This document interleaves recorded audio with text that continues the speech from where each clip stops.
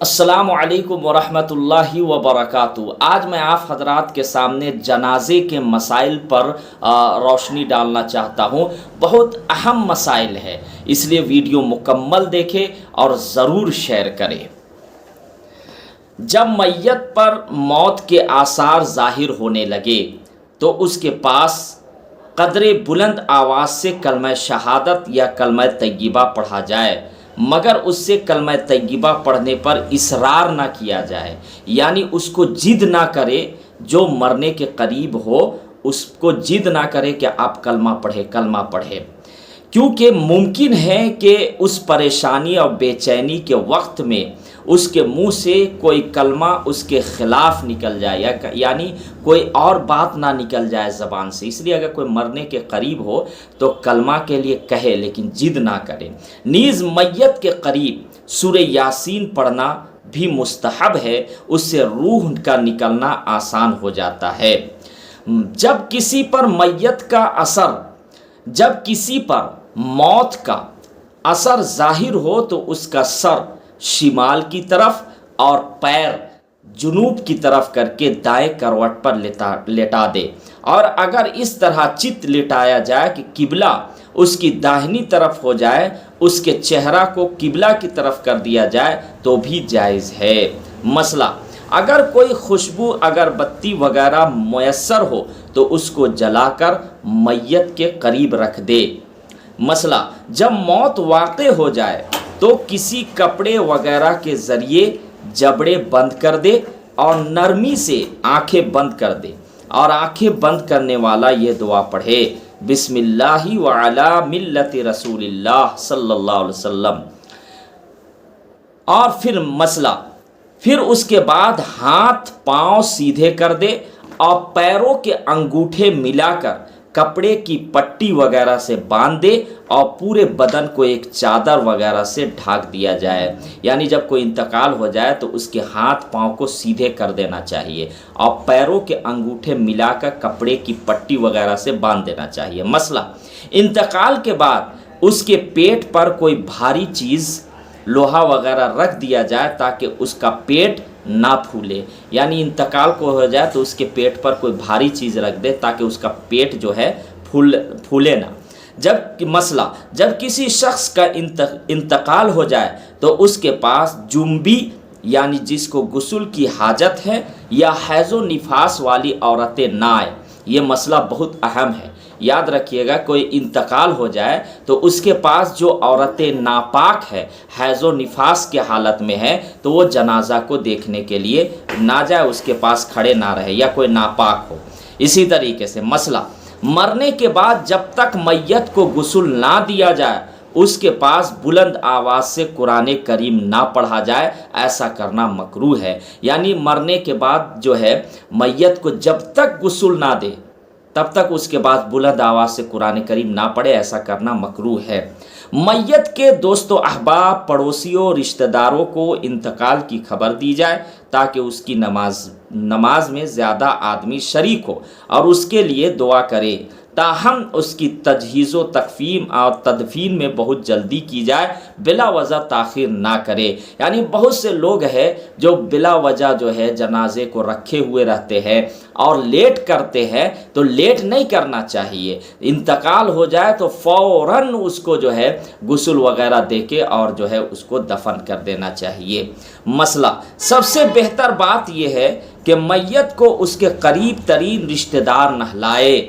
ہاں، اگر قریبی رشتہ دار غسل وغیرہ کے طریقے سے واقف نہ ہو تو پھر کوئی اور شخص بھی غسل دے سکتا ہے جو دیندار اور مسائل سے واقف ہو۔ بہتر یہ ہے کہ غسل دینے والا باوضو ہو، یعنی بہتر اور افضل یہ ہے کہ غسل دینے والا اگر رشتہ دار میں سے کوئی ہو تو وہ غسل دے، جو طریقہ جس کو معلوم ہو، اور اگر نہیں ہے تو کوئی اور بھی دے سکتا ہے جو دیندار ہو، مسائل کو جانتا ہو، ایسا بھی دے سکتا ہے، لیکن افضل یہ ہے کہ رشتہ دار میں سے دینا چاہیے غسل۔ اسی طریقے سے اگر غسل دینے والے بستی میں چند آدمی ہو تو کسی کو اجرت پر لا کر میت کو غسل دلایا جا سکتا ہے، لیکن اگر پوری آبادی میں ایک ہی آدمی गुस्ल के तरीके को जानता हो तो फिर उसी आदमी से गुस्ल देना ज़रूरी है, और गुस्ल देने की उजरत लेना उसके लिए जायज़ नहीं है। यानी पूरी बस्ती में बहुत सारे लोग हैं जो गुस्ल देते हैं, तो उजरत जो है पैसा देकर भी उसको गुस्ल आप करवा सकते हैं, जायज़ है। लेकिन अगर एक ही आदमी है पूरी बस्ती में तो अब उसके लिए उजरत लेना जायज़ नहीं है, पैसा लेना जायज़ नहीं है।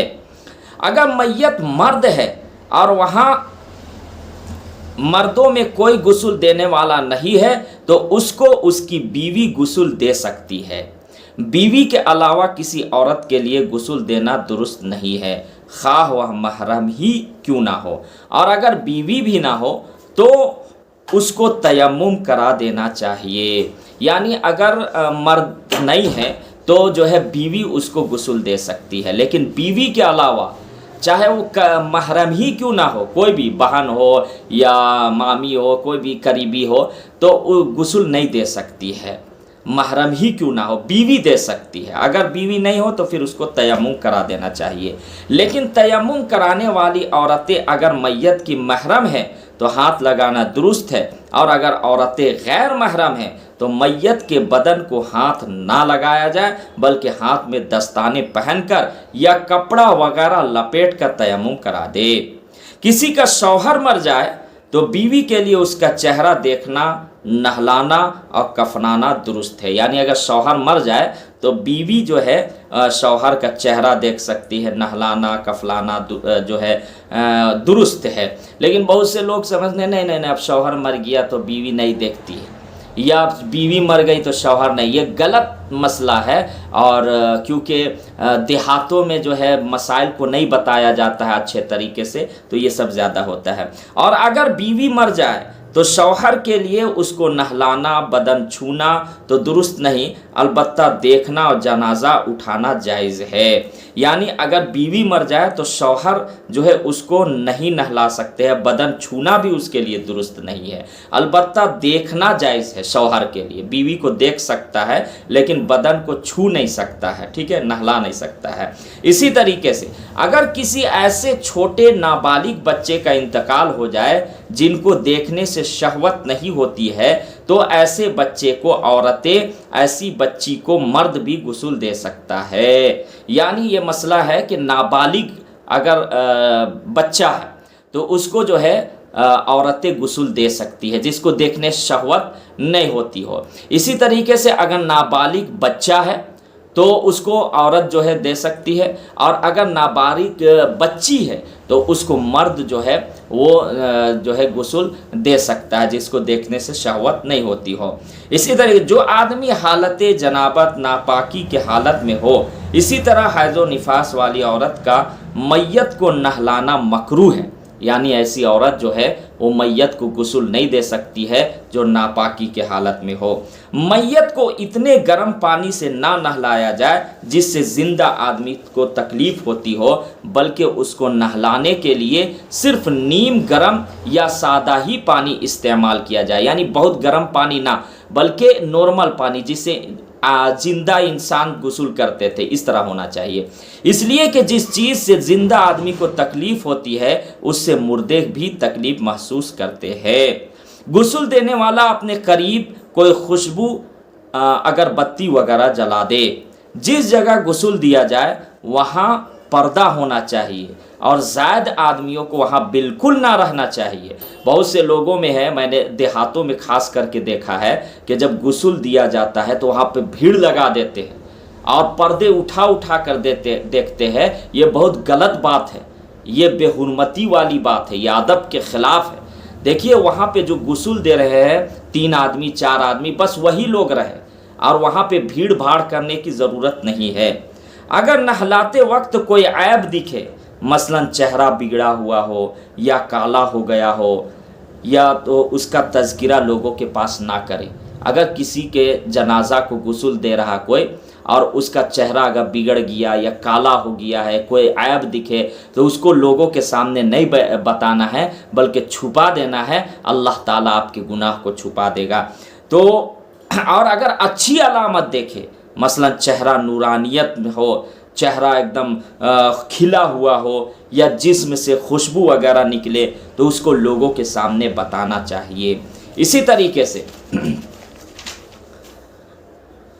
میت کو استنجا دستانے پہن کر کرانا ضروری ہے، کیونکہ جس جگہ کو زندگی میں ہاتھ لگانا اور دیکھنا جائز نہیں، مرنے کے بعد بھی اس جگہ کو بلا دستانے پہنے ہاتھ لگانا جائز نہیں ہے، دیکھنا جائز نہیں ہے۔ میت کو غسل دینے والے کے لیے مستحب ہے کہ میت کو غسل دینے کے بعد خود بھی غسل کر لے، البتہ اس کے لیے غسل کرنا واجب اور ضروری نہیں ہے۔ یعنی اگر کوئی میت کو غسل دے رہا ہے تو اس کے لیے مستحب ہے، ضروری نہیں ہے۔ اگر غسل دے رہا ہے تو آپ بھی غسل کر لیجئے، اور اگر نہیں کرتے ہیں غسل دینے کے بعد میت کو تو کوئی ضروری نہیں ہے۔ اسی طریقے سے اگر کوئی بچہ پیدا ہوا اور اس میں زندگی کے آثار پائے گئے تو اس پر انتقال کے بعد زندوں کے احکام جاری ہوں گے، یعنی اس کا نام رکھا جائے گا، غسل دیا جائے گا اور نماز جنازہ پڑھی جائے گی۔ یعنی اگر کوئی بچہ پیدا ہوا اور زندگی کے اثرات ان کے پائے گئے، مثال کے طور پر بچہ رویا یا بچہ ہنسا یا بچہ کے سانس چلنے کی، زندگی کے کچھ بھی آثار دکھائی دیے، تو اب جو ہے وہ اس کا نام بھی رکھا جائے گا، غسل دیا جائے گا اور نماز جنازہ بھی پڑھی جائے گی۔ اور اگر بچہ مرا ہوا پیدا ہوا، یعنی پیدائش کے بعد اس میں زندگی کے آثار بالکل نہیں پائے گئے، تو نہ نام رکھا جائے گا اور نہ ہی اس پر جنازے کی نماز پڑھی جائے گی، بلکہ اسے غسل دے کر ایک پاک کپڑے میں لپیٹ کر دفن کر دیا جائے گا۔ اگر بچہ مرا ہوا پیدا ہوا، کیونکہ یہ مسئلہ بہت سے لوگ پوچھتے ہیں، تو یاد رکھیے گا نہ تو اس کا نام رکھا جائے گا اور نہ ہی جنازے کی نماز پڑھی جائے گی۔ لیکن اگر کوئی آدمی رکھ دے وہ الگ بات ہے نام، لیکن جنازے کی نماز تو نہیں پڑھی جائے گی، بلکہ صرف جو ہے غسل دے کر ایک کپڑا میں لپیٹ کر پاک کپڑا میں دفن کر دیا جائے گا۔ اسی طریقے سے اور بھی مسائل میں بتاتے رہوں گا، اس ویڈیو کو شیئر کریں۔ السلام علیکم۔